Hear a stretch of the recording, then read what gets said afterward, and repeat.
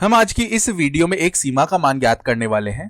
देखिए किस प्रकार की सीमा है यह। लिमिट जब x अग्रसित कर रहा है शून्य की ओर 1 माइनस कोसाइन ऑफ x बटा में x।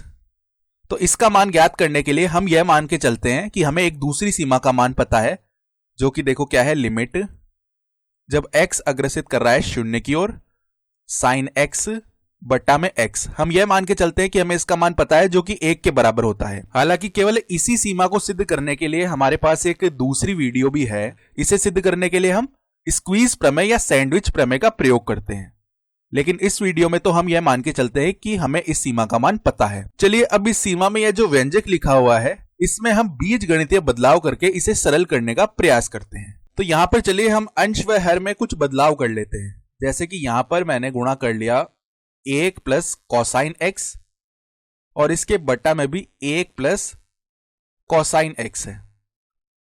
तो जो हमारा पुराना व्यंजक था उसमें कोई भी बदलाव नहीं हुआ है, क्योंकि हमने 1 से ही तो गुणा किया है। ये आपस में कट के वापस 1 बन जाएगा। 1 plus cos x 1 plus cos x से कट के 1 बन सकता है।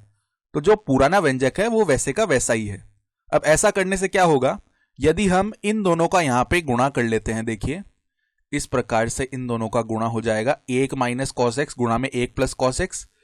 तो यह मिलके कितना बन जाएगा, हमारे पास आ जाएगा लिमिट x अग्रसित हो रहा है शून्य की ओर और यहां पे ये कितना बन जाएगा 1 का स्क्वायर, यानी कि 1 माइनस में कॉस एक्स का स्क्वायर या कोसाइन एक्स का स्क्वायर, जो कि कॉस स्क्वायर एक्स, इस प्रकार आ जाएगा। और बट्टा में क्या है, यहां पे वैसे हुआ क्या है, इनके वर्ग करके इनका अंतर ही तो लिया है हमने। 1 माइनस कॉस एक्स गुणा में 1 प्लस कॉस एक्स और बट्टा में है x गुणा में 1 प्लस कॉस एक्स। यहां से अब देखिए 1 माइनस कॉस स्क्वायर एक्स, हम जानते हैं पाइथागोरियन सर्वसमीका या त्रिकोणमितीय सर्वसमीका से इसका मान किसके बराबर आता है, इसका मान साइन स्क्वायर एक्स ही होता है। तो अब इस पूरे को हम पुनः लिख सकते हैं। यह देखिए किसके बराबर आ जाएगा, लिमिट जब x शून्य की ओर अग्रसित कर रहा है। अब देखिए ये जो साइन स्क्वायर एक्स है, इसको हम साइन एक्स गुणा में साइन एक्स भी तो लिख सकते हैं। साइन एक्स गुणा में साइन एक्स, इस प्रकार से लिखा जा सकता है इसको। अब मैं क्या करता हूं, ध्यान से देखिएगा, यहां पर यह जो 1 साइन एक्स है, इसके बटा में यह वाला x लिख लेता हूं। तो पहले तो यह पद लिख लेते हैं। तो हमने लिख लिया साइन एक्स बटा में x और इसके गुणा में क्या लिख लेते हैं, यह जो दूसरा साइन एक्स है, ये वाला साइन एक्स, इसके बट्टा में ये वाला पद लिख लेते हैं 1 प्लस कॉस एक्स। तो इसके गुणा में हमने लिख लिया साइन एक्स बट्टा में 1 प्लस कॉस एक्स। हमने इस प्रकार इनको अलग अलग करके लिख लिया। मैंने क्या किया है, यहां पर त्रिकोणमितीय सर्वसमीकाओं का प्रयोग करके थोड़ा बहुत बीजगणितीय बदलाव ही तो किया है। तो यहां पर अब हम क्या देख पा रहे हैं कि यह दो व्यंजक है और इनके गुणन की सीमा है। तो हम क्या कर सकते हैं, इनमें से एक एक व्यंजक की सीमा ले सकते हैं और उनका गुणन कर सकते हैं। यहां पर अब किसका प्रयोग कर रहे हैं, सीमा के गुणधर्मों का प्रयोग। तो यह किसके बराबर आ जाएगा, यह जो मान है लिमिट x शून्य की ओर अग्रसित करेगा साइन एक्स बट्टा में x, यहां पे लिख लेते हैं, चलिए साइन एक्स बट्टा में x, इस प्रकार आ जाएगा। और इसके गुणा में क्या आ जाएगा, लिमिट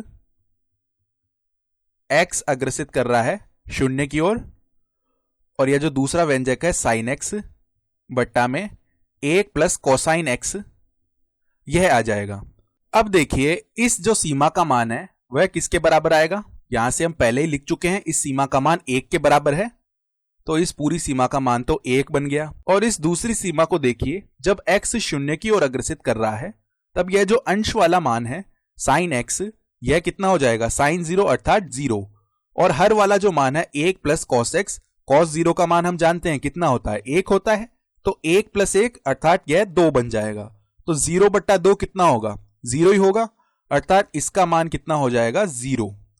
तो 1 गुणा में 0, यह मान किसके बराबर आ जाएगा, 0 के बराबर।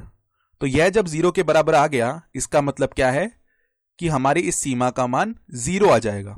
तो हमने क्या किया है, यहां पर इस सीमा का प्रयोग करते हुए, त्रिकोणमितीय सर्वसमीका का प्रयोग करते हुए और थोड़े बहुत बीज गणितीय बदलावों का प्रयोग करते हुए यह जो सीमा है इसका मान निकाल लिया, जो कि 0 के बराबर है। मैं आपको कहूंगा कि आप एक बार इसके लिए ग्राफ अर्थात आलेख भी बनाइए, जिससे आपको यह और स्पष्ट हो जाएगा।